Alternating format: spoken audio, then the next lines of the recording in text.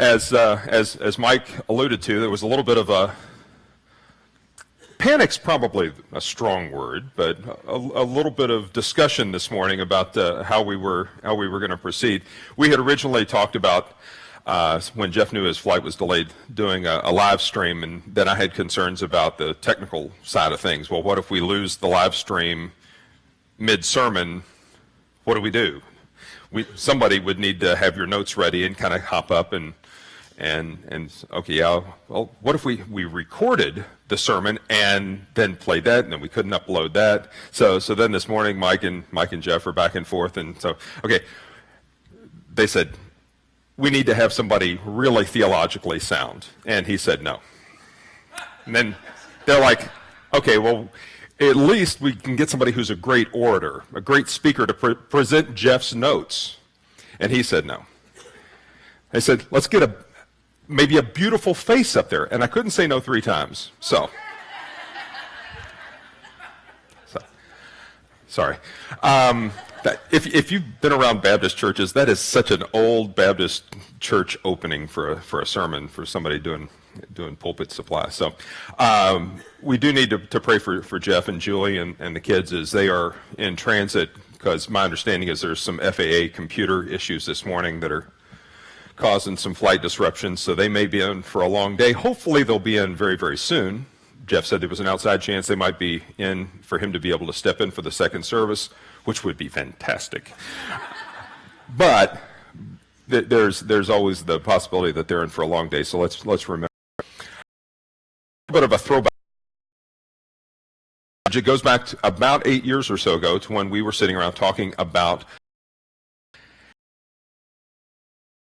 a summary of what are the hills that we're going to die on. If we cut it down to the absolute bare minimum, what are the things that we're not going to let people leave and not hear? If somebody comes in the door of the church, what are they going to hear?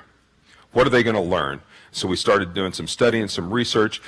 One of the first things that we came to was the question that was asked of Jesus: what is the greatest commandment? Okay, so let's grab, if you've got a Bible handy, or if you've got an electronic device that can do so. Matthew 22, verses 34 through 40. Now when the Pharisees had heard that he silenced the Sadducees, they assembled together. And one of them, an expert in religious law, asked him a question to test him. Teacher, which commandment in the law is the greatest? Jesus said to him, love the Lord your God with all your heart, with all your soul, with all your mind. This is the first and greatest commandment. The second greatest is like it, love your neighbor as yourself. All the law and the prophets depend on these 2 commandments. Okay, so ultimately, we distilled that down to love God, love your neighbor. Okay, so that's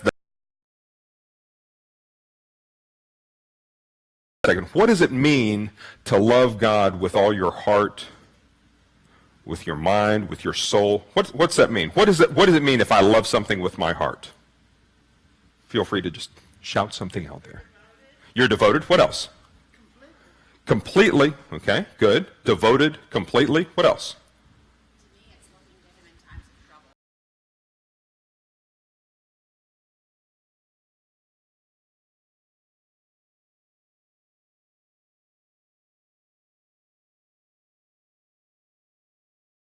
Devotion, totally committed, going to him in times of trouble, without any conditions, unconditional. Have you ever loved something unconditionally? And that's not necessarily something I want you to shout, oh yeah, I'm an unconditional lover right here. I love everybody. Okay? We say that, but most of the time, some conditions. They may not want to think what they are. There are stories I've heard in recent days of parental love that was conditional. Families saying to children, no, where you've gone, where you're headed is so far afield, you're not a part of this family anymore. You're done with us. For us, most of the time, there's something conditional. We may say that we're devoted.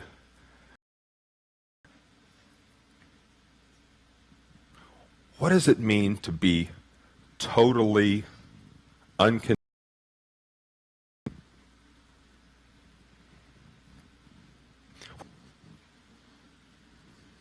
That's kind of that seems at first kind of an odd thing. You're like, well, love happens with the heart. What's it mean to love God with your mind? I'm sorry? Where is your brain? What else? Believe. There's a bad. My body. But until I sit on it, have I really made that belief, turned that belief into action? That's my mind is fully in the game if I'm willing to sit on it. If I'm on the promises of God. If I'm willing to put my weight confidently promises that God's made. That requires some commitment from my mind, because that may mean that I'm making decisions how I'm going to spend my money. Whether or not I'm going to take a job, whether or not I'm going to walk away from a week or so ago and making job changes. I've made a bazillion job changes in my lifetime. And the changes that I've made best started with me saying, God, help my mind. I'm going to give my thoughts up to you so that I can analyze how I should go, how I should move, what decision I should make. So loving God with our heart and with our mind. What's it mean to love God with your soul?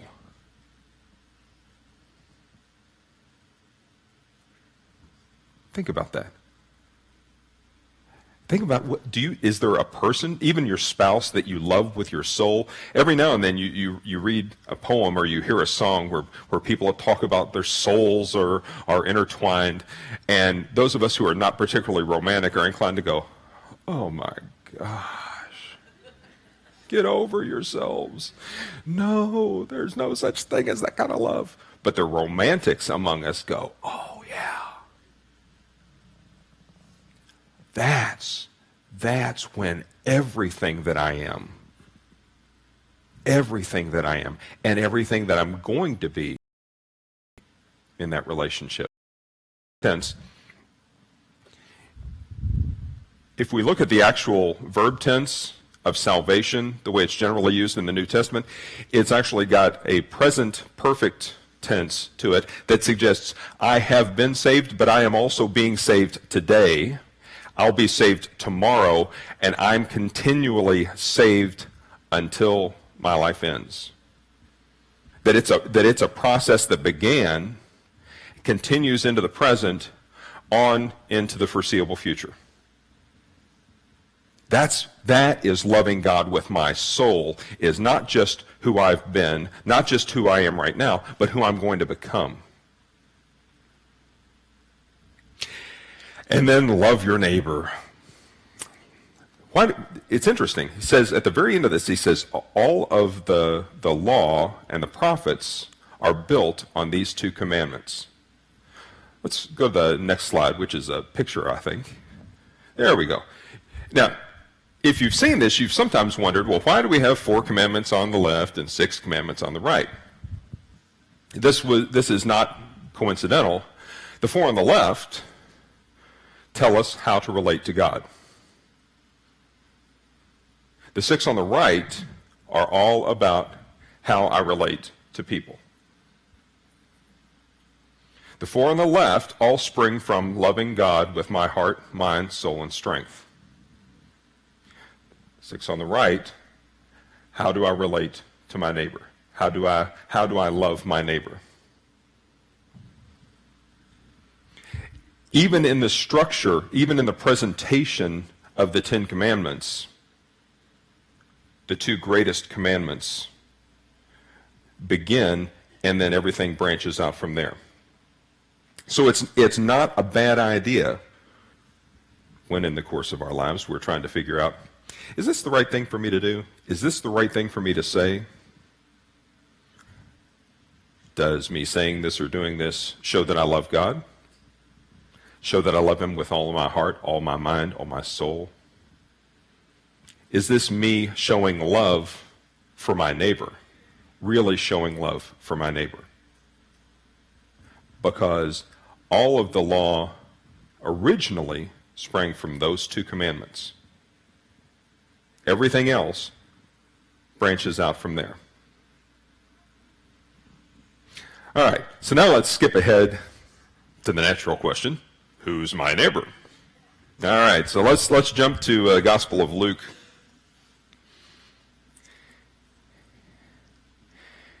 And a familiar story, the parable of the Good Samaritan.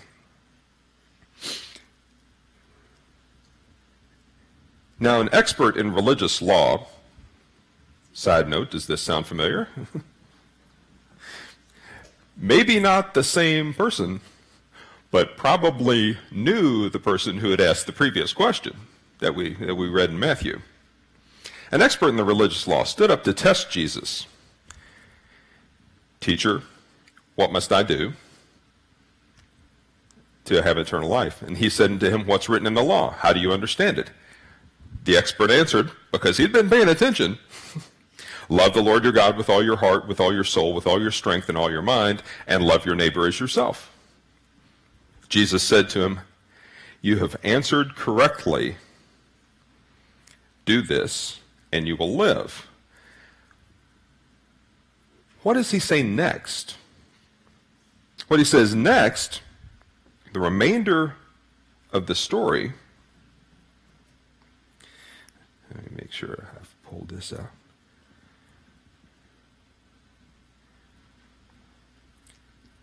A man was going down from Jerusalem to Jericho and fell into the hands of robbers, who stripped him, beat him up, and went off, leaving him half dead. Now by chance, a priest was going down that road, but when he saw the injured man, he passed by on the other side. So too a Levite, when he came upon the place and saw him, passed by on the other side.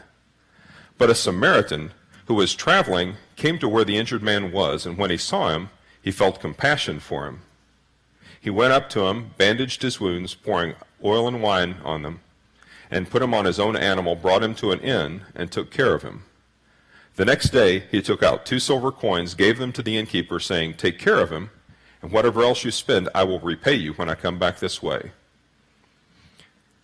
And then Jesus looks and says, which of these 3 do you think became a neighbor to the man who fell into the hands of the robbers?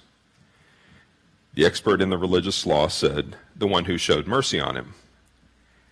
And Jesus said, go and do the same. Who is someone that you would not be seen socially with? I don't want you to tell me. I want you to think about it. Think about that person whose reputation or whose philosophy or whose religion is so far afield, so far removed from yours, that you would not want to be seen associating with them. Because people might say, oh, that's who Tim hangs out with. I was at a presentation on Friday night where the governor and the first lady and the mayor were there, and they were talking about the film incentives for the state of Kentucky and some of the new laws related to all that. And there was a place for people to get their picture taken with the governor and the first lady. People get pictures taken with the mayor, and they want to be seen associating with the mayor, with the governor, with people who are in power. Think about the exact opposite. Who would you be really anxious about standing next to and having your picture taken and then plastered up on Facebook?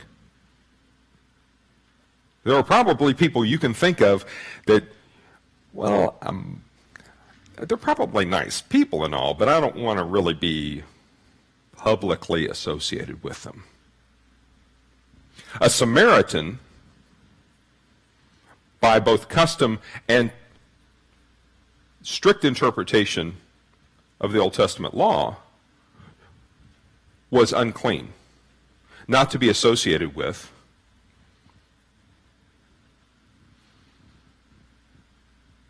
And yet, the Samaritan stops and gives aid to the person who was injured. Priest walks on the other side of the road. I think we can all kind of figure out the priest has got priestly things to do. He's a busy person. Levite, if you're not familiar with a Levite, the tribe of Levi, one of the 12 tribes, was set apart because of their faithfulness and loyalty historically to the Scripture. They were set apart for service.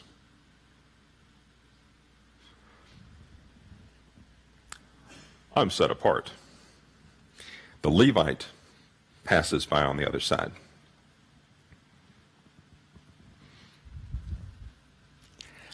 I will confess, I frequently stop for hitchhikers and for people who have trouble on the side of the road. It's my confession.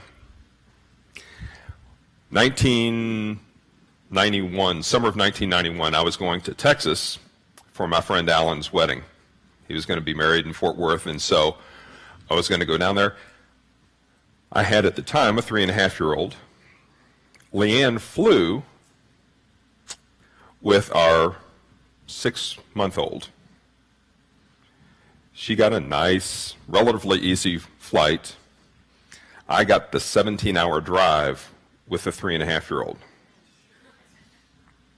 who loves to talk. He currently, one of his things now is to do stand-up comedy. So he's been doing this all of his life. So he wanted to tell me jokes, and they were exactly the kind of jokes you expect a 3.5-year-old to tell. Except there was about 17 hours of this. And he was well rested all the way down. Had the wedding goes well. We get in the car early on a Saturday morning and we start driving back. And we're going to try to drive straight through.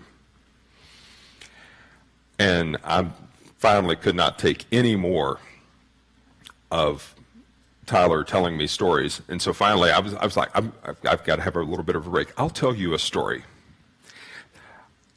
I'll tell him the story of the Good Samaritan. So I start telling him the good story of the Good Samaritan. Well, he went, well, what's his name? Okay, the priest's name was Bob. Okay, so Bob walks by on the other side. And then, well, what's the Levite's name? Sam. Okay, so Sam also walks by. Well, then the second time he wanted the story, I had to remember, okay, who's Bob and who was Sam? And he goes, no, Sam's the Levite. You already told me the same. Okay, whatever. Just nap. I want you to nap sometime soon. As soon as I had told that story a couple of times, immediately I thought, if we come across a hitchhiker or a car broken down, he is going to insist that we stop. I have never prayed so hard to not see someone broken down on the side of the road, because I will stop when it's just me, but when I've got a kid in the car or somebody else, what I sign up for, I'm not necessarily going to sign my passengers up for. And then I thought, we got home, everything was fine, and I thought, what message would it have been if I had gone by? What kind of faith did I have that it was the right thing to do to not stop just because I had my son there? To this day, I have no idea what the right answer to that is, but I can tell you that I don't know that I could have done what the Samaritan did. What the Samaritan did is changed his mindset about who his neighbor was. He expanded his notion of who his neighbor was. So I want you to stop for just a second and think about who your neighbors are. Very easy for me to say nice things about Ryan and Dana, who live just next door to us to the right. They've got a little garden in the back of our yard. They needed some space to do a garden. We're like, you want to use some of our yard? We get some free stuff out of the garden? Absolutely. So we're sharecropping in Goshen. All right? And so we've got all the tomatoes and cucumbers and peppers that we can possibly eat.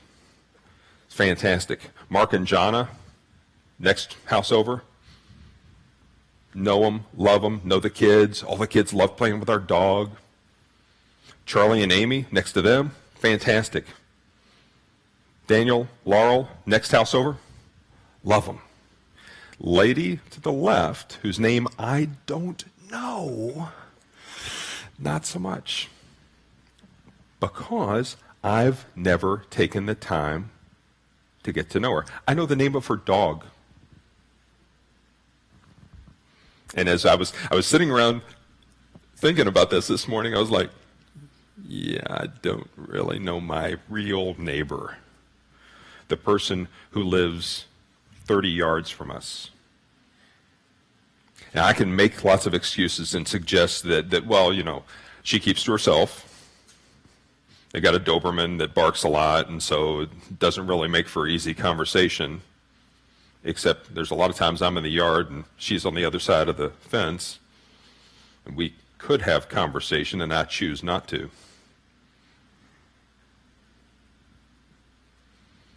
Even my real neighbor, I struggle to get to know. How can I love somebody, really, genuinely love someone, if I don't know them?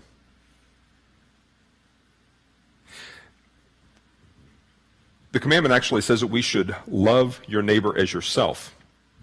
What's it mean to love yourself? And feel free to shout something out.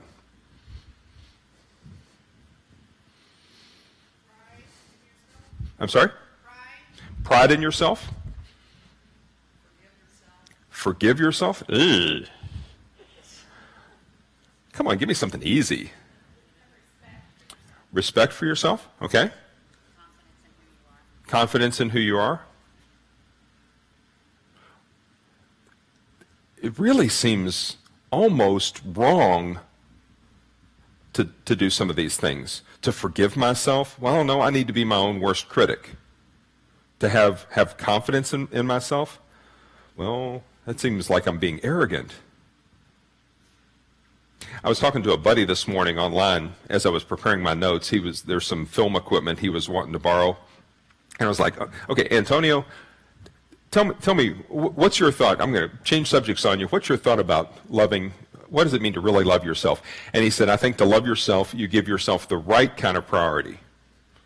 You have to take care of yourself at some level. You have to get enough sleep. You have to eat the right foods. You have to make sure you take care of yourself mentally. But it's to have the right priority. He said, I've got to put myself behind my family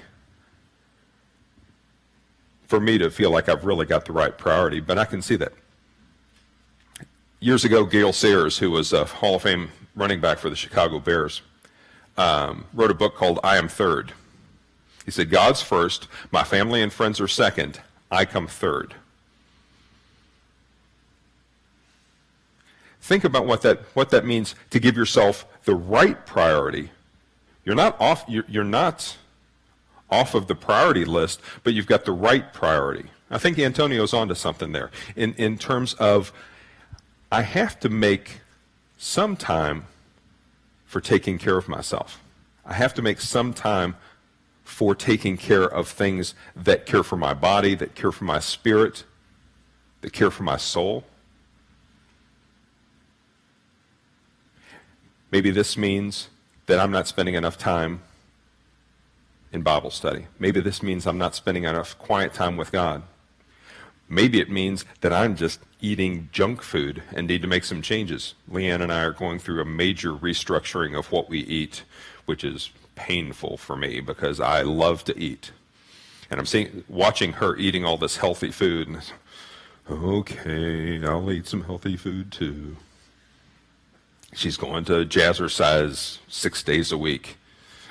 Okay, I'll join the gym again, and I'll start going to the gym and start working out and taking care of myself, take longer walks with the dog, and so forth. So we're trying to kind of get our heads wrapped around loving ourselves appropriately. How does that translate into how I love somebody else? Think about what it means to love yourself appropriately, and then that same kind of priority, figuring out the right priority to give your neighbor. Right now, one of my neighbors, unfortunately, has almost no priority with me. She needs to have some kind of priority with me. I need to find a way to make communication with her a priority. I've got to figure out what her name is. I don't know how. I lived next door to somebody for 12 years and don't know her name. If I saw her at the grocery, I'd be, hey, Rudy's owner, I know the name of the dog. I know the name of the dog, but I don't know her name. Ah. How can I love somebody that I don't even know their name? Now Jesus is saying, not just my physical neighbor, but maybe the people that I bump up against as life goes on. That's just not fair.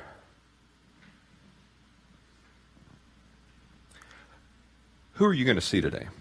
And just think about it in your head. You're going to see your family. You're going to see some people maybe at a restaurant. You're going to see a server. If you go to a restaurant today, is the server your neighbor?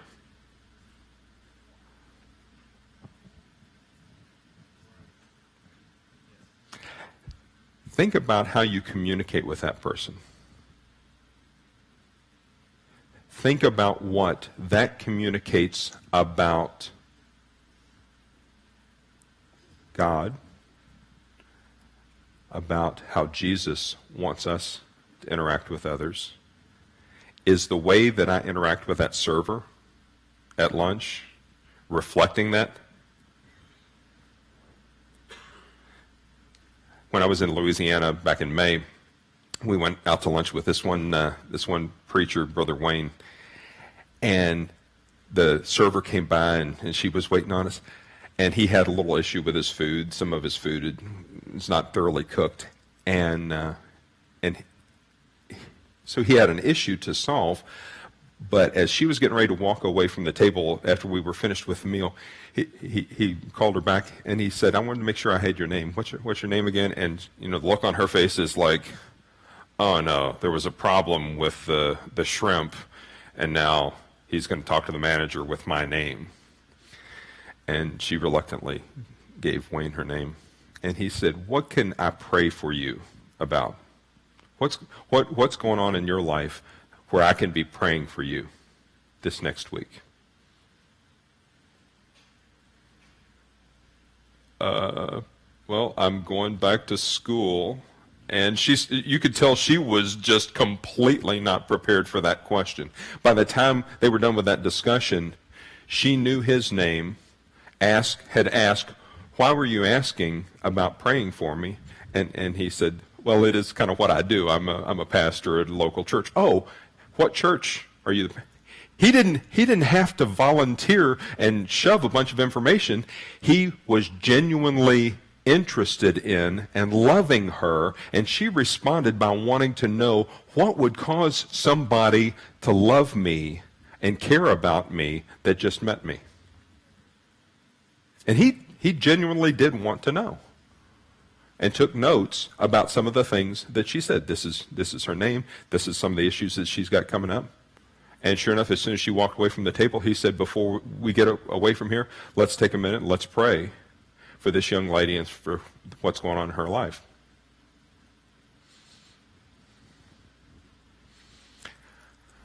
Go then and do likewise.